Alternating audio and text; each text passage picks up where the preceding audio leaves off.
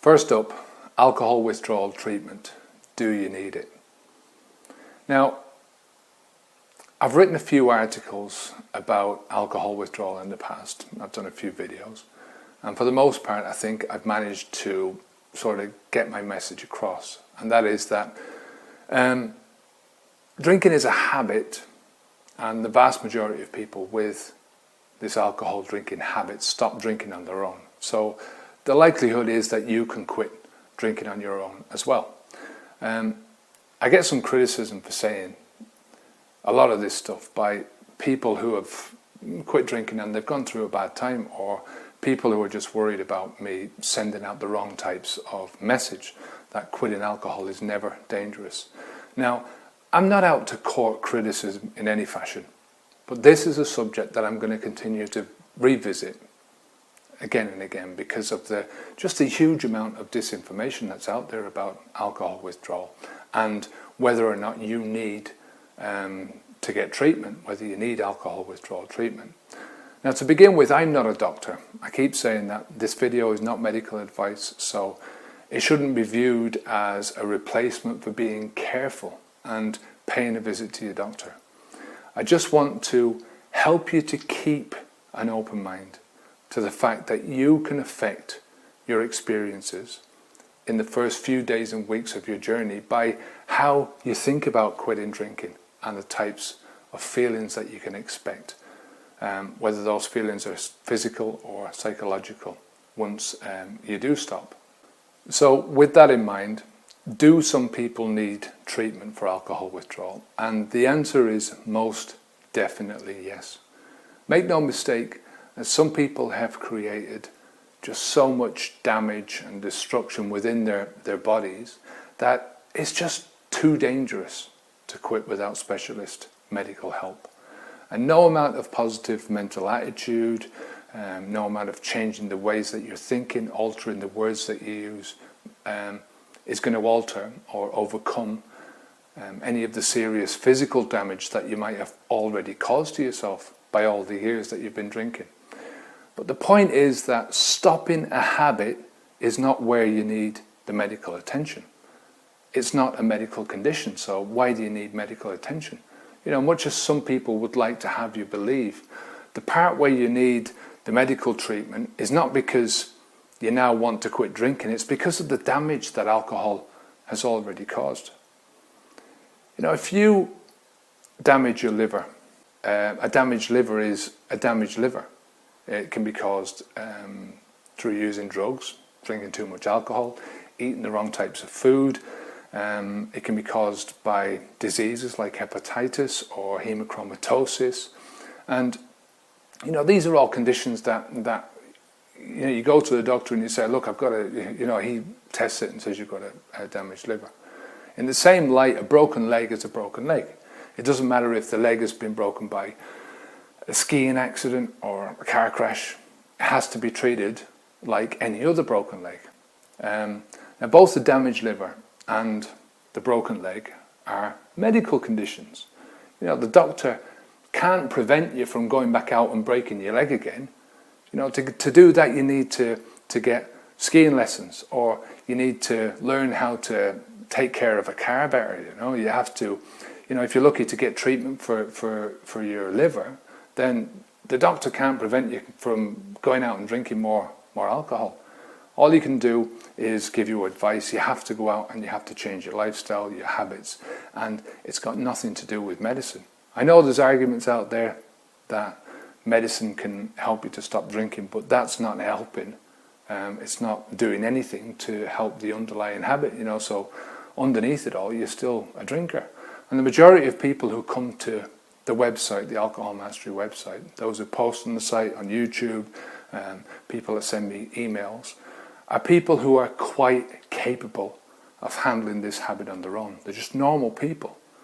You know, some of them, the habits got out of control. For most of them, the habits got out of control. But for the most part, they understand that there's something wrong, you know. And by the time that you sort of start understanding that, you get to the, understanding that you've got a problem with alcohol, for the most part, there's still a long way between you understanding that and some serious damage being caused to your body. Your body is absolutely capable of dealing with most toxins, even the most massive toxic burden from constant alcohol use.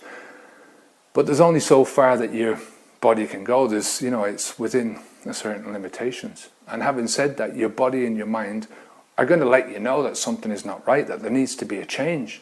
It's going to provide you with the massive, obvious signposts. It doesn't give you warnings when it's too late. How stupid would that be? Here's your body doing such a great job keeping you alive, but at the same time it's keeping this big, dark secret about all the damage that you're causing with alcohol. That's not the way it works. It lets you know well in advance. Now, whether you come to the conclusion that something is wrong through pains in your body or because you're finding it more difficult to gather your thoughts together, this is your body letting you know that something is wrong a long time before that damage has gotten anywhere near life-threatening. Your body's letting you know that something is wrong while you've still got the chance to do something about it. That's what all pain is about. It's a physical alarm that you'll find very difficult to ignore. If you've got pain, you can't ignore it. Very few people persist with naive drinking past these warning signs. Once you start to get these warnings, it's difficult to go on and create more and more damage and not to do something about it. The fact is that you are listening to me, or people like me, or searching for information. And that's plenty of evidence that, you understand that there's a problem. And by the way, not only am I telling you that you can get rid of this habit, I'm telling you that once you do get alcohol out of your life and you learn some new skills to replace the tool that alcohol has become in your life, you won't recognize the person that you will become or how good you'll feel. I really want to keep harping on about alcohol withdrawal and alcohol withdrawal treatment, because once you do get to the stage where you know something is not right, where you don't want to continue down the same path that you've been going for a long time, there is so much bad information out there, terrible information that can steer you down the wrong road. Now, what I mean by the wrong road is where you're giving up your control and the confidence in your abilities to make the changes. So let's take a look at the meaning of alcohol withdrawal first. Now, I was having a look around the web the other day, and according to the website patient.co.uk, it says if you are alcohol dependent, you have a strong desire to drink alcohol. In addition, your body becomes used to lots of alcohol. Therefore, you may start to develop withdrawal symptoms 3 to 8 hours after your last drink as the effect of the alcohol wears off. So even if you want to stop drinking, it's often difficult because of the withdrawal symptoms. Now, having heard that, can I ask you a question? You've been drinking for a while, right? I have. Oh, I had, I should say. Now, what does that last sentence sound like to you? It says you develop withdrawal symptoms 3 to 8 hours after your last drink as the effect of the alcohol wears off. Now, what normally happens just straight after you've had your last drink? You go to bed, right? So 3 to 8 hours after you go to bed, you probably wake up again. I know that's what I used to do. I'd wake up in the middle of the night feeling like crap, dry mouth, headache, shaking, badly needing to go to the toilet. Now, we generally call that a hangover. Now, the website goes on to say that withdrawal symptoms include feeling sick, having the shakes, sweating, craving for alcohol, and just feeling awful. Now, like I said, that's exactly what a hangover felt like to me anyway. Now, check this out for yourself if you don't believe me. Type the words alcohol withdrawal into Google and see what you come up with.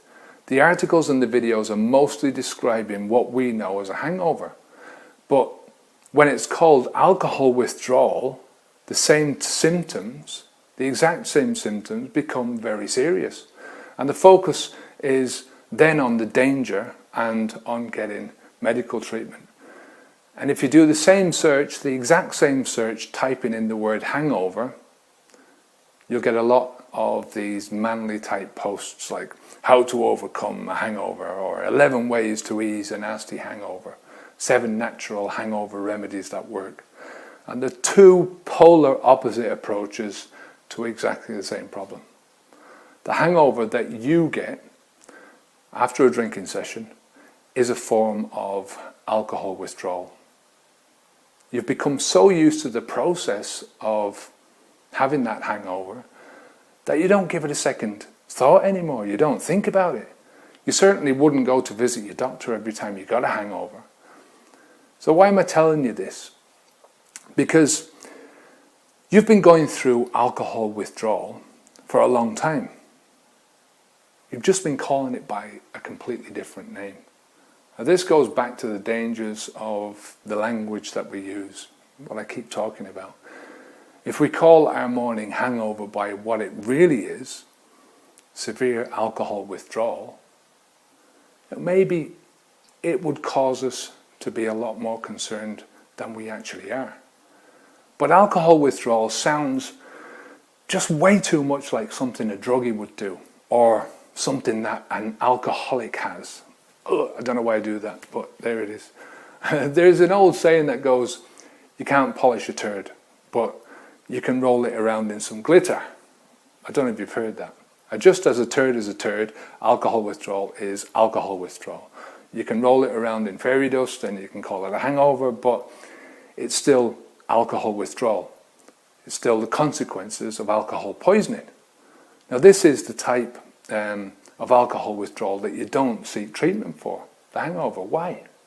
Because it's in our perceptions, because we're so used to calling it the hangover. And we tend to try and sleep off a hangover, or we go out and we eat a big fried plate of food, we take some medication, we go for a hair of the dog. With that in mind, during my worst hangovers, I always found it very difficult to drink more alcohol. So, seeking out more drink while I was in the depths of a hangover wasn't normally on my agenda at all. That was until the pain wore off and the habit kicked back in. And so if you're a drinker, you're already going through some form of regular alcohol withdrawal. It's part of the cycle: drink, intoxication, withdrawal. So how do you know when you need treatment of alcohol withdrawal or not? Now I'll say it again. If you're worried at all, any shape or form of worry, you should go to your doctor. But over 70% of people who have stopped drinking have never had any form of treatment or help. If you have managed to quit alcohol for more than a few days in the recent past, you are most likely going to fall into this category, the 70%. And you can most likely do this on your own. If, on the other hand, you've not managed to quit alcohol for more than 1 or 2 days, in the recent past again, don't take the risk. At the very least, have a chat with your doctor, or talk. Don't be a hero about this. It's just not worth it. To finish up, your chances of big problems when you quit drinking are minimal. We all go through some form of alcohol withdrawal, no matter what we do. It goes with the territory. For most of us, that withdrawal is going to mean nothing more than a hangover and some minor physical discomfort following you stopping drinking. And for those people, your biggest withdrawal is going to be in your head. Again, I don't like to use words like withdrawal. I mean, the word withdrawal has got way too much negative baggage hanging around to describe what's really going on. For me, the process of quitting drinking is very like a separation or a divorce. When you go through a relationship separation, you need to sort of change a lot of different aspects of your once shared life. As a heavy drinker, the things that you did together, you and the alcohol, you now have to do a part. So it's often the anxiety about making the necessary changes that keeps, relationships, whether it's alcohol or proper relationships, festering into years, when they should have ended sort of a long, long time ago. And the same basic principles also apply with stopping drinking alcohol. Fear, anxiety, insecurity can create lots of physical problems.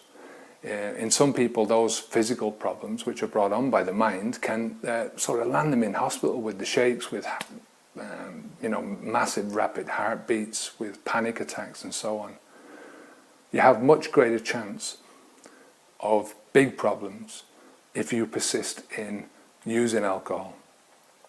Now, as I've said in the past, and I'll keep repeating, many of the symptoms and side effects of quitting are about mind over matter, mind over body.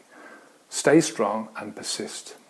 You need to control your thoughts about what you're experiencing and why you're doing it, why you're going through this whole process. You'll feel much less discomfort if you can do that. If you don't control your thoughts, the chances are your discomfort levels are going to make everything just more severe, and you're going to feel much more severe symptoms. Now, there are very rare cases where the damage that's been done by alcohol consumption is so great that it's extremely necessary to be slowly weaned away from alcohol, and you need to do that under medical supervision. But as I said, this is rare, very rare. And the bottom line is, regardless of your risk, if you're in any doubt, again, seek medical attention. If you found anything of value in this video, if you got something out of the video, could you please take the time to subscribe, share or like using the buttons down below. This means a lot to making the content more widely available to other people who are having the same difficulties that you are having trouble finding the answers. If you've got any questions that you want to ask me on YouTube or here, you can ask me on YouTube. You can go over to Alcohol Mastery website, you can ask me on the Facebook page, or just send me an email to kevin@alcoholmastery.com. You can also find me on alcoholbooks.com. So thank you for watching. Until next time, I'm Kevin O'Hara for Alcohol Mastery. Onwards and upwards.